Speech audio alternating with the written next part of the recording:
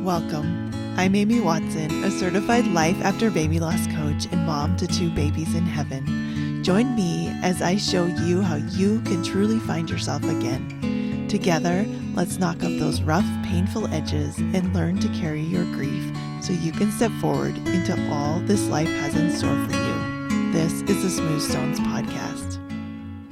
Hey out there, how are you? How's it going? Thank you so much for being here.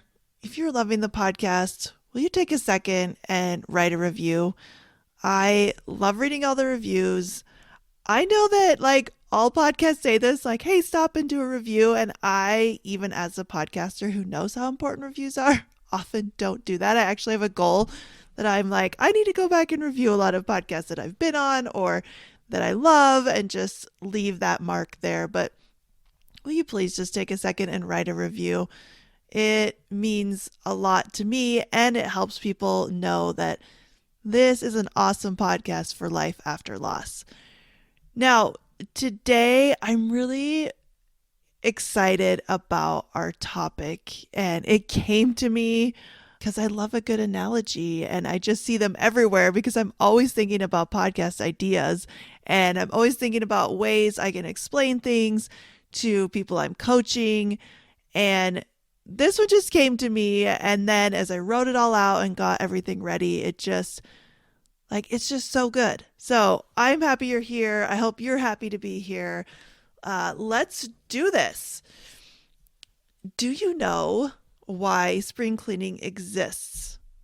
Well, it's because after a cold winter of burning wood or coal in the house, people love to finally open up the windows, let in the fresh air, and scrub off the grime that had built up. It's so satisfying to make your home shine again. Sometimes we let a lot of grime build up in our minds too.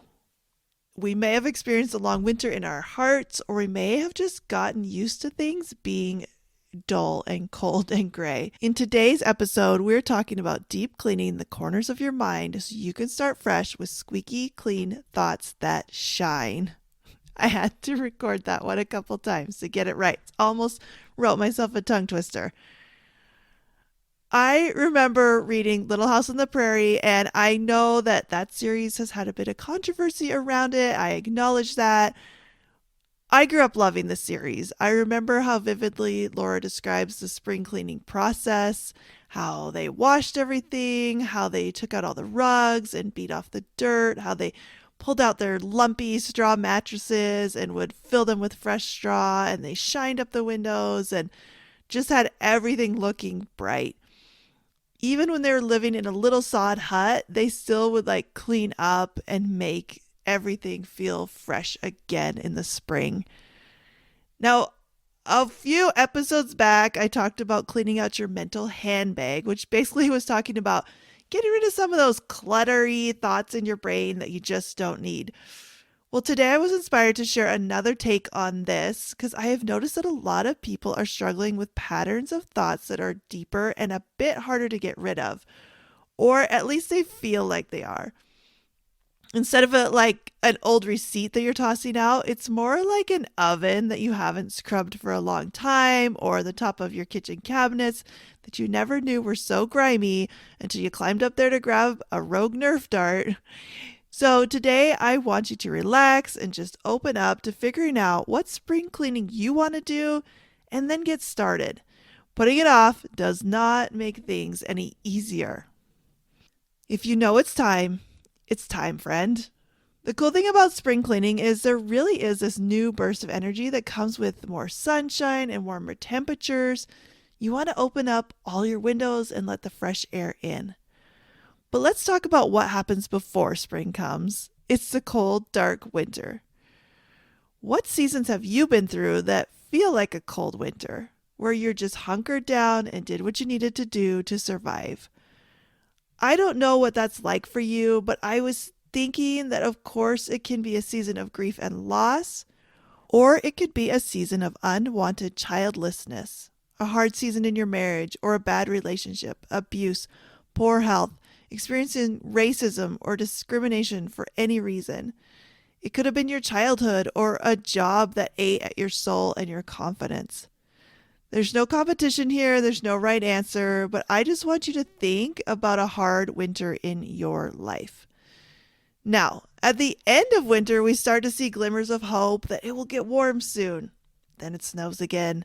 Then it looks nice for a minute. Then it's freezing.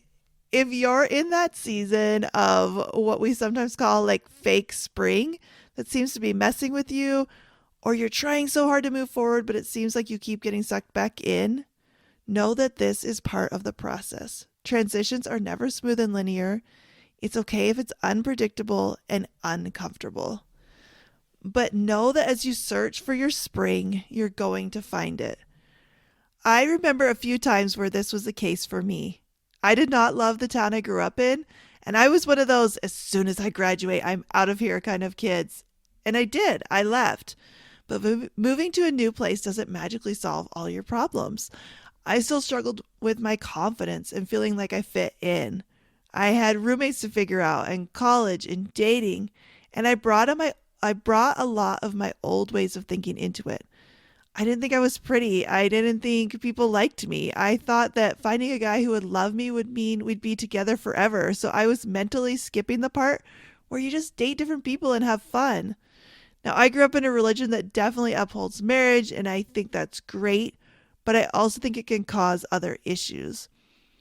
I took my teenage winter season into my college season, and it took time to change and grow into a more mature version of myself. And it was kind of a bumpy time. I was also thinking about after I lost my baby River. That loss really broke my heart and my relationship with God and basically life in general. I was angry and I didn't want to reconnect. In that season, I told myself over and over that God didn't care about me or my family, that I told myself life wasn't fair. I was very bitter towards a person who wronged us financially at the same time as the loss, and I was generally just negative towards life. I blamed myself, and I said all kinds of awful things about what had happened in the aftermath of my DNC surgery. I blamed my doctor, my hospital, that made mistakes, just everything. And of course, that experience was real, and I needed that dark winter. But it went on for years, and I started to think that maybe I was ready for spring to come, but I didn't know how to get there. So it was bumpy.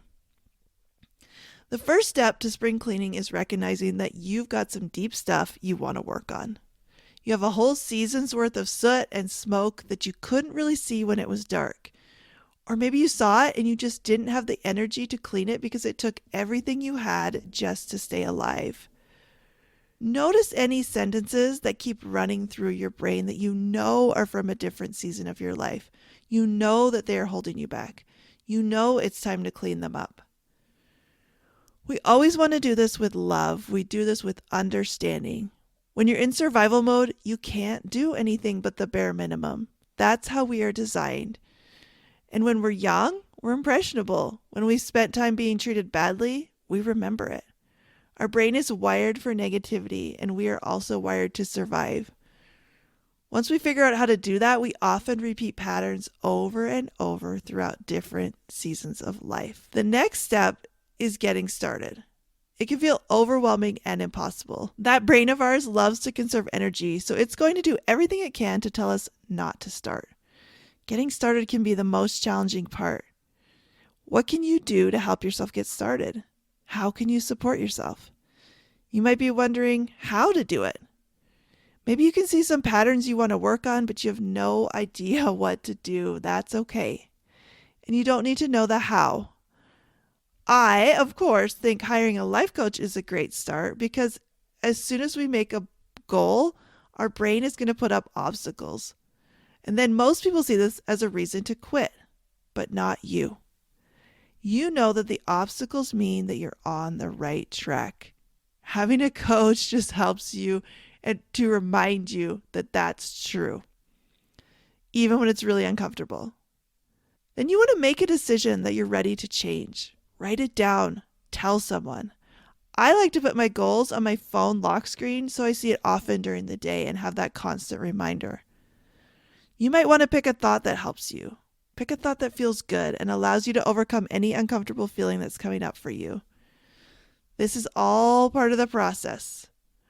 Once you're firm in your decision and you're not letting anything stop you, you're in such a good place. Celebrate yourself for all you've accomplished. Now, all you need to do is follow through. This can be tough, maybe even backbreaking. It also may be so much easier than you think. Speaking of the top of cupboards, I had a home with lots of kitchen cupboards that did not go up to the ceiling. And I think I was decorating for Christmas up there and realized it had gotten really dusty. When I went to wipe that dust away with a wet paper towel like I usually would for dust, I realized it wasn't just dust. It was a greasy, messy dust. We had a gas stove and we of course cooked a lot, and I just had neglected this part of the kitchen. It was easy to neglect it because you couldn't see it. So I started scrubbing it with a cloth, a sponge, hot soapy water, and it was not coming off. And I felt like this was going to take forever. So I paused and I started looking for solutions. And I found one. Someone said to mix oil and baking soda. I had been trying to clean oil with water, but the baking soda worked as a light abrasive, and the oil worked to pick up the oil like a charm. Now, there were kind of these oil baking soda balls and pieces everywhere that I had to clean up when I was done, but the grease was gone, and the grease came off so much easier this way. What I realized was the job wasn't actually as bad as I had thought. I had just come at it in a less effective way. Have you ever felt like that? Maybe you've tried to let go of these deep down thoughts before and nothing has worked. Not therapy or changing your circumstances, not mantras or meditation. That doesn't mean it's not possible for you. Everything you've tried so far has gotten you here. It hasn't been a waste. Sometimes we need to try all the wrong ways to find out what really works for us. Sometimes the ways that seem like they didn't work actually did move the needle. Sometimes we need to take a break and open up to other ideas. You know you best. Trust yourself to find a way. And remember, don't let those patterns of beating yourself up or saying mean things to you creep back in during the process. Now, once you're onto something, like my oil and baking soda mixture, all you need to do is keep going. Don't give up. Something I tell my kids all the time is you do the job until it's done. Don't leave a few socks laying near the dryer when you do the laundry. Don't forget to put the broom back after sweeping. Don't skip the sticky bits that take a little more elbow grease. It doesn't matter how long it takes. All you need to do is commit to yourself. Because the process itself is so satisfying.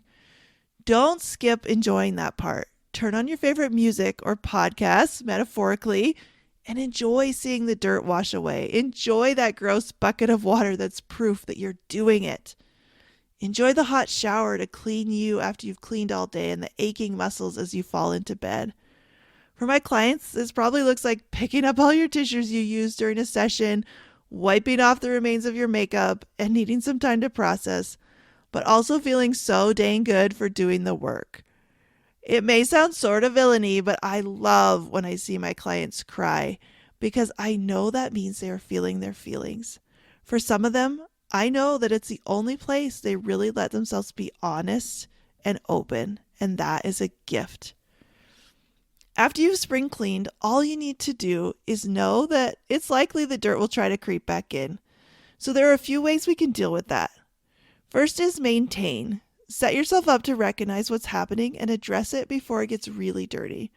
For example, if you decide to stop apologizing for everything, because most women have been conditioned to do this, I notice when I text people and at the grocery store the most. So I see myself wanting to apologize for not texting back sooner or for just existing in front of the cereal when maybe someone else wants to look at cereal, and I stop myself. I edit my text. I smile and say something else. I remind myself that I love me and I don't need to apologize for everything. I can also look into why I apologize so much. What's really going on there? Is it just a habit, or do I deep down think badly about myself? Or do I think that I'm a bother to other people, or that I always make mistakes? When I can see that, I can clean it up.